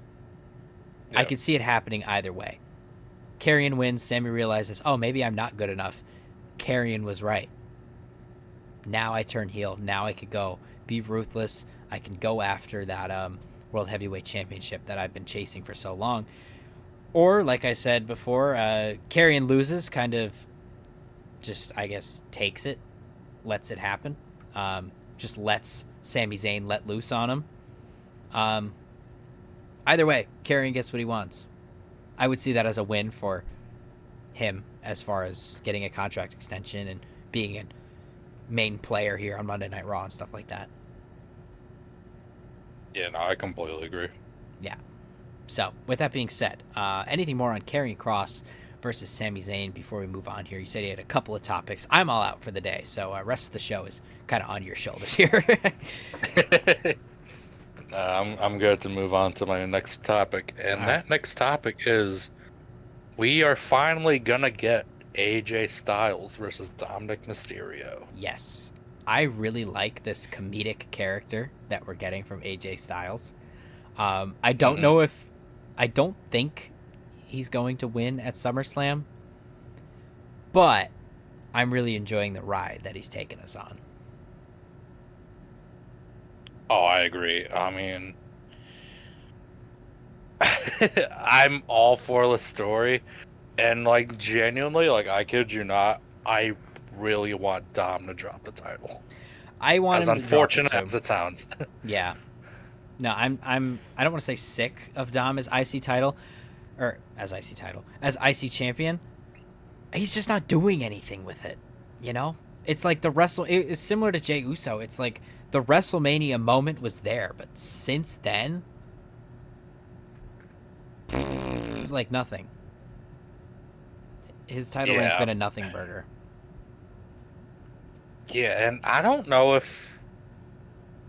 Do you think that Dom's title reign was the way it was because of Liv's injury? Maybe recently. But, because you see, I feel like we were initially building up to that Finn Balor match at SummerSlam, but now that Liv's not around, that's not going to happen. Because even before that, I mean, it wasn't... Like, at least he was having matches after he won it, like with Penta. We had Penta at, was it Backlash? We had Hmm. Octagon at Money in the Bank. We had a couple more with Penta on Monday Night Raw. Now we're getting AJ Styles, but it's like there wasn't much story with Penta. It was just kind of like, I'm the new champion. Here's me winning some matches, which was okay back then. But as you get deeper and deeper into a title reign, in order to keep that title, you need to have those interesting stories. And yeah, right now, I think it could be easy to blame on the absence of Liv Morgan. Sorry, my Yeah, air because conditioner it's keeps like making stupid noises. It's like you're good. scaring the shit out of me. It's just like I feel like, and I think you and I were on the same page. We jet like when Dom first won the title, we thought there was gonna be so much like internal like feuds within Judgment Day, especially with Dom pinning Finn for the title. We never got any like altercation, interaction really. And like nothing really happened until Roxanne joined the group. Yeah. And it's like, because back then there was a little bit of tension. You know, Finn Balor was kind of passive aggressive at times. And that's where we were kind of predicting, like, hey, this is where this story is going to come to, is Finn Balor breaking away from the Judgment Day. And yeah, in terms of that not happening yet, I do blame that on Liv Morgan. Because I think that was the original play. But, you know, shit happens. Yeah, I mean, it's really tough. I mean, because I think, and I already said this already, we really wanted Dom to have a really good IC title reign. It's just with the way things have been dealt with Judgment Day, and I feel like Liv being hurt did hurt a lot of it. It's just really tough to get behind Dom being Intercontinental Champion, especially since, I mean, the last time he had a match, let alone defended the title, was Money in the Bank. Yeah. So it's like, and that's like the issue just as of recently with champions. No, we don't have champions that consistently are in feuds and consistently defend titles.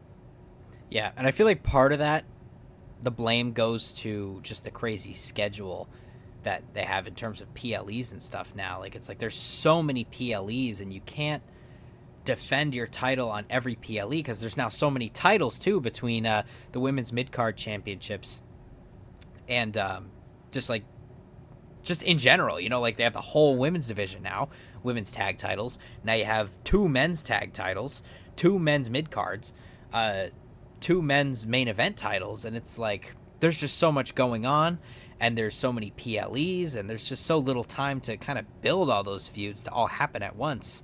So it's a little tough, but it does still suck. Like I want to see the World Heavyweight Championship defended like when Seth Rollins had it. You know, like I want to see it every week on Monday Night Raw, something like that.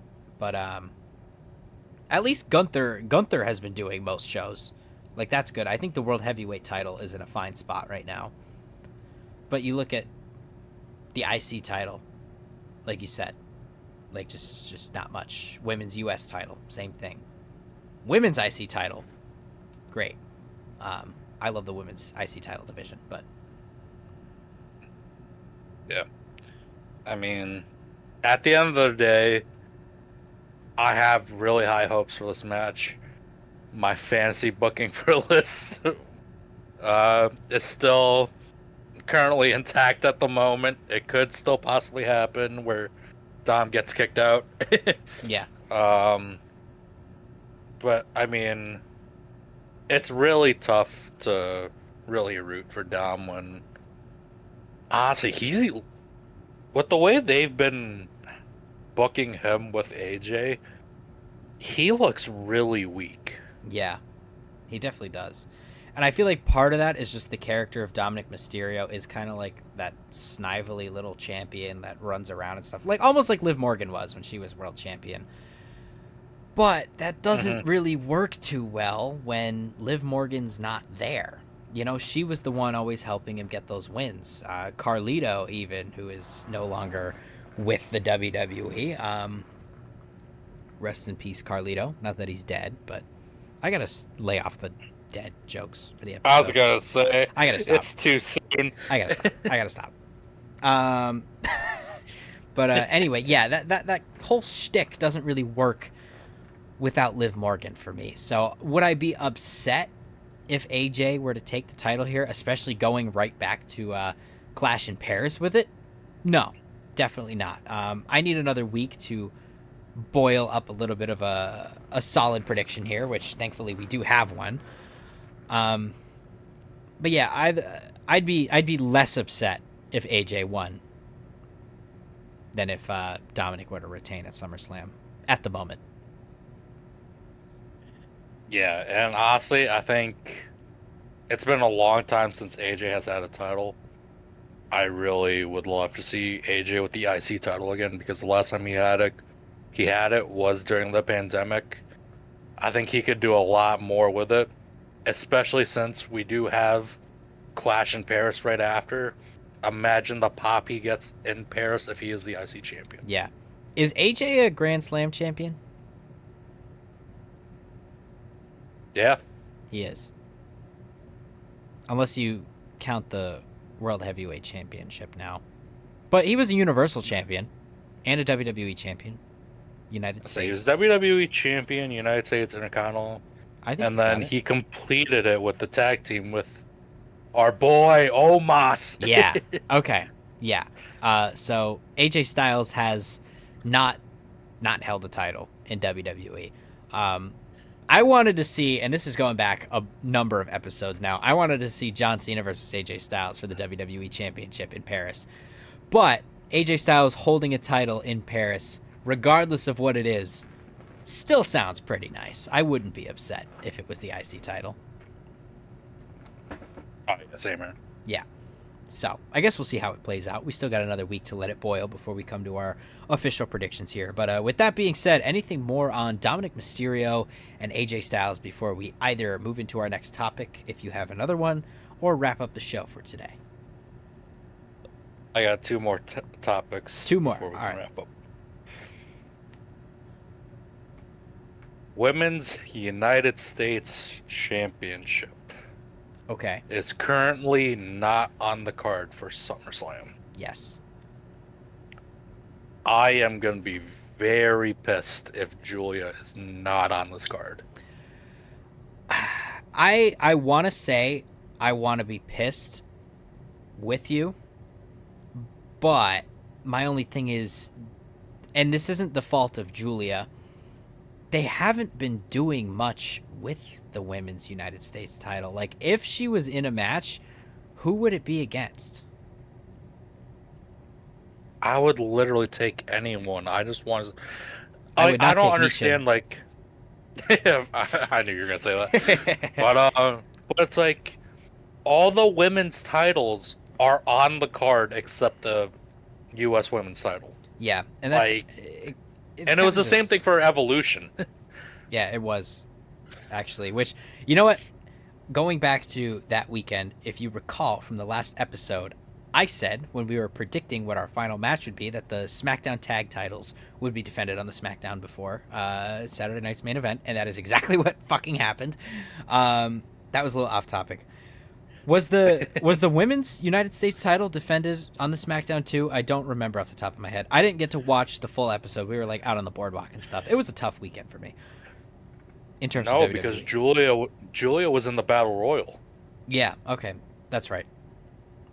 But yeah, there's not much brewing for Julia right now. Again, no fault of hers. It's just the way that this title has been booked so far. But when we talked originally about Julia becoming the United States champion, we were saying this is a refreshing start for this title. Now you could kind of come out and do literally anything with it. You got a new champion that people aren't exactly familiar with if you don't watch New Japan and if you don't watch NXT. Like, if you're a main roster only watcher of WWE, you don't know too much about Julia. So this was the freshest start that you could possibly get. And so far we haven't gotten too much in terms of really anything with Julia as a champion yet, other than some backstage vignettes. But I couldn't even predict an opponent for SummerSlam, who it would be.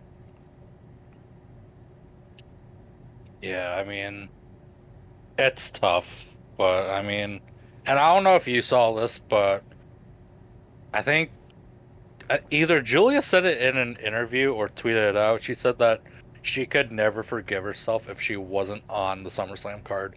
And honestly, I feel for her because when she got brought into the company, she was literally the biggest name in terms of like the women's division to sign with the company. And it's the fact that she's so young. Like I think she's 24. Mm-hmm. Like she has so much potential. And like now, like she's not really doing anything with the title. She hasn't really done anything. She's really been on SmackDown either. So it's like, and I think that's kind of the fault of the women's division and SmackDown in general. It's not as good compared to Raw. Yeah, I feel like nothing on SmackDown is as good compared to Raw, except for the men's mid card title. Solo Sikoa as the United States champion. But yeah, again, I don't think it's her fault either. You know, like just going back to the booking, like you said, there's not much going on SmackDown. She probably would have been the biggest benefactor of continuing with the 3-hour SmackDown shows, because when Zelina Vega was champion, she was on the show pretty much every week. Did I like when Zelina Vega was on the show? No, not really. Unfortunately, just because no pop, boring ass matches. Too many botches for me personally from Zelina Vega. Like I get it. Sometimes you mess up, but I don't know. Zelina Vega, it seemed like there was something new every week. But yeah, Zelina Vega's run kind of hurt the United States title, because when Chelsea Green was the champion, she was great. I love seeing Chelsea. She still acts like she's the United States champion. That's like her whole thing, and people still pop for her. So I don't know. I kind of blame a combination of Zelina Vega's lackluster title run and just the way SmackDown's women's division has been booked so far. Yeah, and it's really unfortunate because, I mean, I think I've said it like so many times in the podcast. I'm all in for Julia. I'm still all in for Julia. WWE, please get her on the SummerSlam card. Yeah. How would you feel? How would you feel about? She gets left out? If she gets left out, I will be very annoyed. How would you feel about Nia Jax going after the United States title? Do you think Julia's ready for a task like Nia Jax? Honestly, yeah. And like, I feel like, and it's gotten to a point where like, I actually do enjoy watching Nia because I think she has been like the powerhouse that the SmackDown division needs. Granted, I still don't like her work ethic, but it is better compared to like her last like couple of years now. So where it's like I could actually watch a Nia Jax match, but it's like I think she can handle it. Yeah, Nia's had some really good matches since her return, especially this year too. Since her run as women's champion, she's been really good, and I think she'd be a good fit, a good first challenge for Julia. I don't see why not. She doesn't have anything going on right now. I'll say yeah, like I'm all in for like anyone realistically as long as Julia's on the card. Yeah, give us something.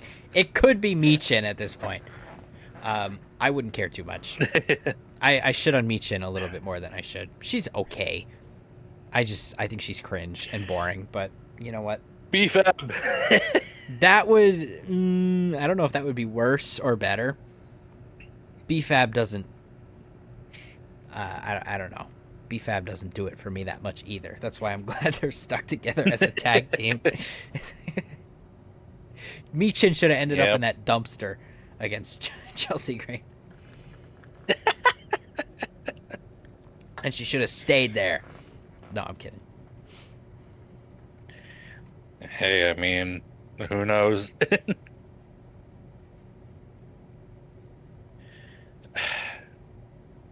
All right. Well, is there anything more on Women's United States Championship for SummerSlam before we move on to our next topic. Hopefully, come next week, we will have an official prediction list with the SummerSlam card, and Julia will be a part of it. We'll definitely have that list. I mean, hopefully Julia will be on that list. But anyway, anything more on Julia United States title before we move on to our final topic for the day? Or the night, I guess, at this point. I say this is definitely going to be the last topic of the night that I bring up, because I don't have much after this, because it is already 11 o'clock. It is, in fact, 11 o'clock. That is good. That's crazy. Last topic of the day.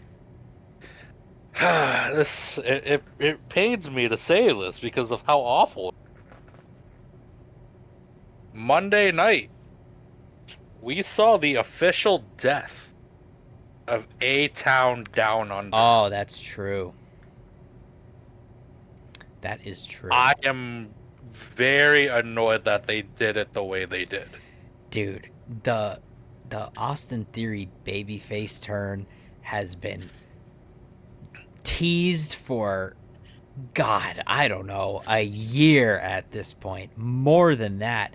It took Austin Theory wrestling I'm assuming it was an injury that happened wrestling on like a house show or something, or a dark match or something.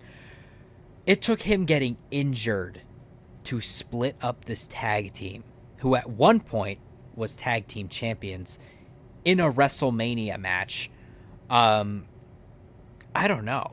This is like diabolical. Am I glad they're kind of broken up? Sure, but why? Like, they should have pulled the trigger. There were so many opportunities, and I feel like the reason they didn't was just because they didn't necessarily have something lined up for Austin Theory immediately afterward. Or not, well, I guess Grayson Waller, but like after Grayson Waller, it was like, what were the next steps for Austin Theory? And maybe that's the reason they didn't do it. There was nothing after that. But I don't know. How are you feeling about this? They have two major issues with how they did it.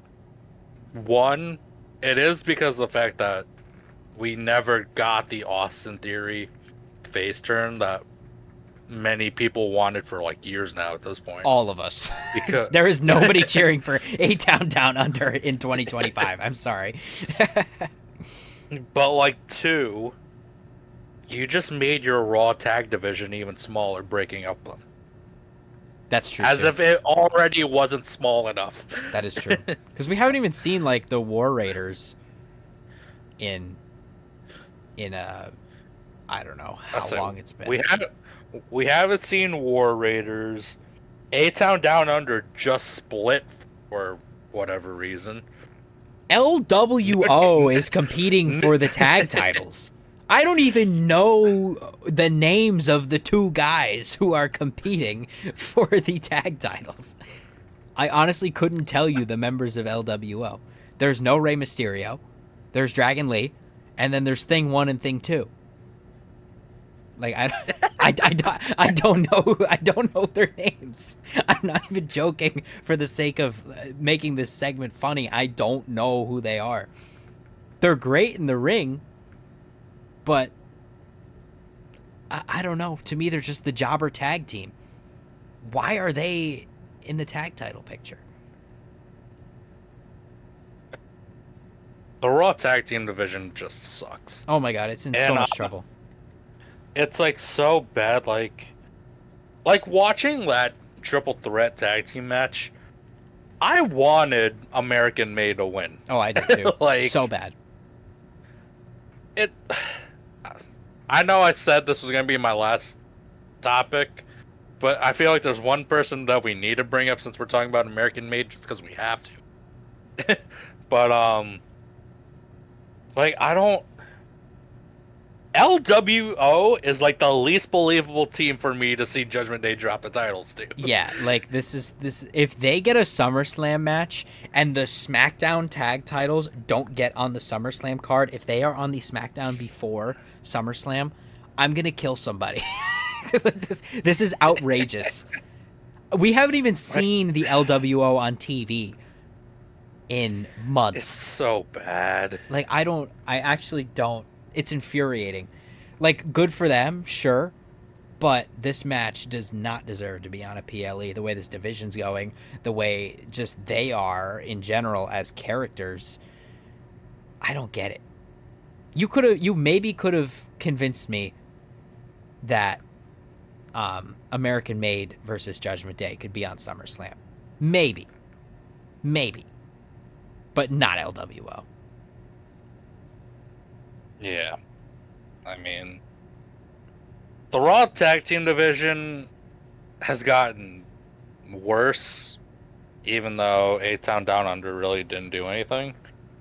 I just really hate that they separated them like that. It's like, you teased all the Grayson Waller stuff on live TV Yeah, just for a backstage segment saying that Theory got injured and now they're broken up. Like, what? yeah. Like at least I guess Austin Theory could come back when he's good and go after Grayson Waller. But now he's got the help of the New Day. Like what? Big G. Big G? Like I don't know. I don't get it. It's in The New Day are shambles. still mourning. Yeah. like, This they're still division is grieving. it's in shambles. It's just so I don't understand how they can't make it happen. SmackDown's is so good. It's like one of the only things I care about on Friday Night SmackDown. SmackDown took a random pairing and the tag team division still got elevated. Exactly. Exactly. A random pairing who is now competing for those SmackDown tag titles too. Hopefully, it fingers crossed at doesn't SummerSlam. it doesn't make sense how one division of your how one tag division on one brand is a complete polar opposite to the other brand. Yeah. And like it's not even just the tag division, it's the women's division, it's the main card, I mean the mid card, and then you have like your main event guys who I mean realistically feel like they're both equal at this point. Yeah. My friend Pat at work, he likes to blame Road Dogg for all this. Road Dogg, I think, is the he's like the head writer on SmackDown or something like that, right? He's got some. I think so. He's got some kind of major influence on that, but he hates Road Dogg. He said back in the day when he's a '90s kid, so he said back in the day when DX was still around, he hated. He was not a DX fan, and he hated Road Dogg. He thought Road Dogg was like the biggest, most boring thing in DX, which he already didn't like. I don't know. How does one hate DX? I don't know. That was my question, but he blames Road Dogg for all of this SmackDown turmoil that we've been having. Although, sure, he's brought us a great tag division. I think Solo Sikoa is kind of carrying the mid card right now. And come on, I mean, you got John Cena on his retirement tour. That's a gimme. But I don't know. I was kind of believing him a little bit, especially on the women's side of things. Yeah, same here, but I mean, at the end of the day, you have your vices, and that's just one of them for Raw. Yeah. I will say, no offense to Pat. Pat, if you are watching, I don't think he does. He's a little bit of a hater sometimes on certain things. He was trying to convince me. It was either yesterday or today. It was definitely yesterday that the movie Cars is better than Ratatouille.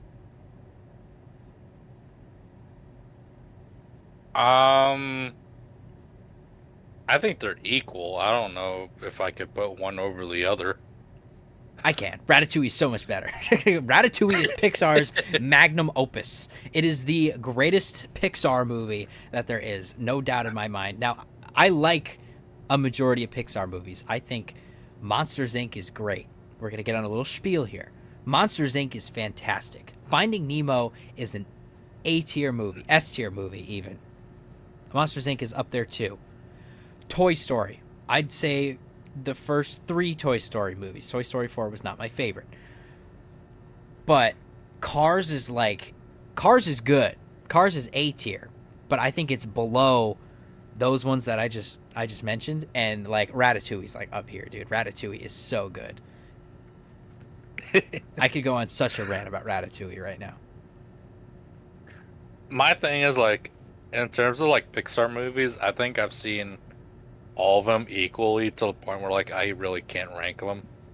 So Yeah, I don't know. I always keep like I tier list everything, dude. Like I have like a Doritos flavor tier list. I have like a beer tier list. Although obviously I haven't tried every beer that's ever existed, but I'll tell you this much. Miller smells like rotten eggs, and it is my least favorite beer that I've had up to this point. And I've tried gas station IPAs. I hate Miller. Miller's so gross. It smells so bad. Um, anyway, Pixar movies. I've seen most Pixar movies. Not all of the recent ones, so to say. I've heard they were kind of mid.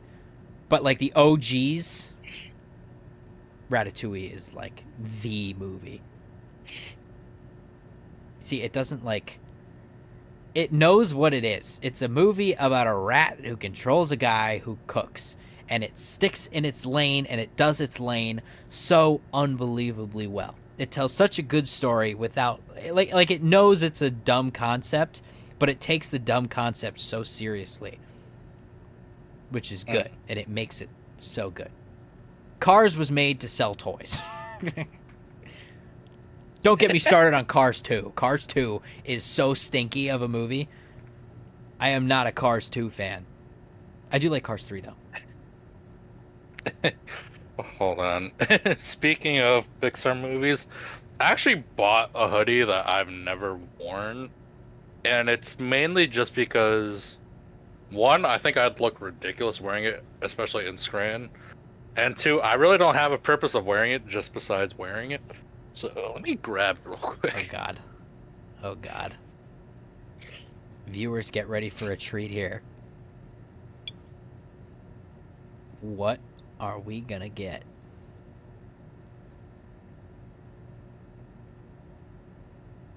I got this like Buzz Lightyear jacket. That's awesome. I have never worn this since I bought it, like, I think a year or two ago. It's like a Halloween costume. No, literally, like, purple hood. The hood and everything. Like, I've never worn this. That's great. I love that. You should wear that more often. Yeah, but, like, I'm a guy that likes to coordinate my outfits. This coordinates with nothing. No, you couldn't match that with like black, and black matches everything. Yeah. Like, there's too much going on for it. You could only And match to that those- with like Buzz Lightyear pants. That's what I mean. Like, to those that know me in person, I'm very minimal. Yeah, This is a lot. that is not minimal. I don't even know why I bought it. Like, I think I just saw it. I was like, okay, I have to get it. That is a legendary magic item, as I would call it. Thrifting, man. Thrifting. Absolute problem. The things you I find got at it a for like thrift store. $5, I think. That's a deal right there. That's gonna be the TikTok clip of the week. Yeah, the Buzz Lightyear jacket. We'll get some timestamps for this week. I am officially not going on vacation or have much of anything else to do this weekend, so we'll get some TikToks. That'll be a good one. The Pixar rant. Honestly, I think we've gone like 2 months without any content Yeah, on oh the well. pages. It's okay. I'll get around to it. I will. See, we haven't got the episode. Well, I'm saying we. I haven't gotten the episodes up on time every single week. So this one though, I'm gonna put it together tonight, post it tomorrow. So that'll be good. Sounds good. With that being said, though, is there anything more on the Monday Night Raw Tag Division, our ranking of Pixar movies, A-Town Down Under, or anything like that before we wrap up the show for tonight?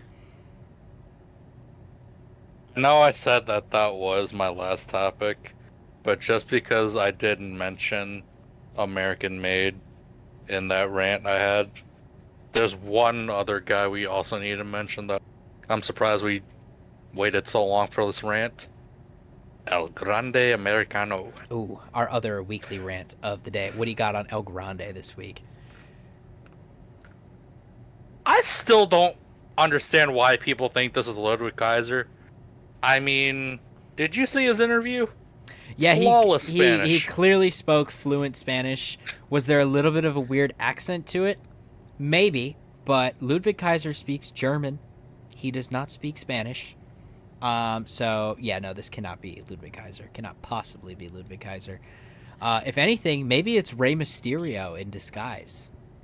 Maybe he put on some stilts inside of his boots. I am convinced this is not the same El Grande Americano. I am a firm believer that there is an imposter among us. Um, but I don't think it's Ludwig Kaiser. Yeah, I will say this is definitely a different El Grande. He's not as flashy. I guess he doesn't really do much aerial stuff, from what I've noticed in recent matches. It almost looks spotty in terms of all his aerial stuff, which is not normal to what we've seen from such a Yes, legend. El Grande is flawless in everything that he does, especially in the air with his immense lucha libre experience throughout decades of performing, centuries maybe even, performing as a luchador across various wrestling promotions. We all know the famous El Grande Americano matches. They're so good and so old that nobody recorded them and put them anywhere. But we're all aware of the things that he is capable of based on his time here in the WWE. Yeah, I mean, I just wanted to get that out there because the amount of stuff I've been seeing on Twitter, and it's like, oh, it's Ludwig Kaiser, it's Ludwig Kaiser. We haven't seen Ludwig Kaiser since Gable got taken out. So, I mean, who knows? He might be on vacation. He might be at the same spot where Roman was for the last few months. Maybe he's comforting Chad Gable in the hospital after his big surgery. Maybe.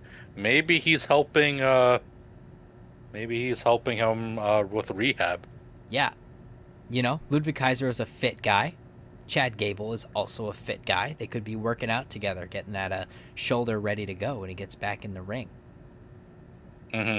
Chad Gable's Yeah. his best friend El Grande Americano is being impersonated week after week on live television. You think he doesn't want to sit behind the scenes and prepare for his comeback match against the all-new El Grande Americano? Yeah, I mean, this is a revenge arc, Yeah. as I'll say. And that sparks the question too, where is the original El Grande Americano versus all this? Radio silence. Yeah, we have not even an update. Yeah. You'd think somebody like that would be pissed off for being impersonated on live television like that. Yeah, I mean, I just had to get that out there because that went along with my American Made spiel. Yeah. Because genuinely, I really like American Made. I love the Creed brothers. Love Ivy Nile. I They easily could challenge Judgment Day if they had a more like serious storyline. Oh yeah, they could totally. They easily could. I wouldn't doubt it at all. There's no way, no doubt in my mind that the Creed brothers could not beat Finn Balor, and JD McDonough right now. They have the most meaningless titles in the WWE. Dominic Mysterio not doing a great job either. Maybe they're waiting for Chad Gable's return for something like that. We could have an all-out. Maybe that's War Games this year. Judgment Day versus American Made. Or no, there's only 3. Forgot they're doing War Games again. Yeah. We've been over our disliking for War Games previously on the podcast, but This better be like the last year they're doing War Games. I'm so sick of War Games. I think they could do it. They could just do like something separate if they really want to keep War Games, especially with all these PLEs that are coming out, like Saturday night's main events, which are like nothing burgers. If you need another gimmick PLE, My thing with War Games was like, it was always synonymous with NXT. Especially, and this is kind of off topic, just because I kind of follow it more than you do. We have NXT versus TNA. NXT has 2 of the top titles from TNA right now. That perfectly sets up War Games. Like, come on now. yeah, it's a gimme. It's right there. Like, I don't see any other reason why to have War Games on the main roster. Yeah, especially after the last couple of years, it's like teams that are either just thrown together or there's like one random guy. Like, where did CM Punk really fit in? Like, sure, through Paul Heyman to the bloodline, but like Bronson Reed, that was the most. That was like Bronson Reed was just there to make us think it was going to be Seth Rollins. Yeah. And I mean, look how that turned out for him. But Yeah, but other than that, that's all I got. all right, well, maybe next week we'll have more answers as to where the original El Grande Americano has been. Maybe that'll be on the SummerSlam card. The OG El Grande versus our new, less flashy, somewhat taller El Grande. But with that being said, thank you all for listening, watching, subscribing, however else you are consuming this podcast. We really do appreciate it. Be sure to follow us on Instagram. We don't have a Facebook. I almost said Facebook. We're not that old. TikTok, we're on there too. All the links are down in the graphic below. With that being said, Jet Li, plug your Instagram real quick. You can find me at jetly_T. And you can also find me at J_Yanoski2103 over on Instagram. But with that being said, we'll come back next week. We'll have our predictions for SummerSlam, all that and more on next week's iteration of the Squash Match Wrestling Podcast. With that being said, we will see you. I said with that being said like 4 friggin' times. Oh my God. I hate doing that. I do that on like the radio too. I'll say the same thing, except over there when you're recording stuff, you could kind of just stop it and take it out. But I like to do minimal editing for this podcast. But anyway, with that being said, we'll see you all next week.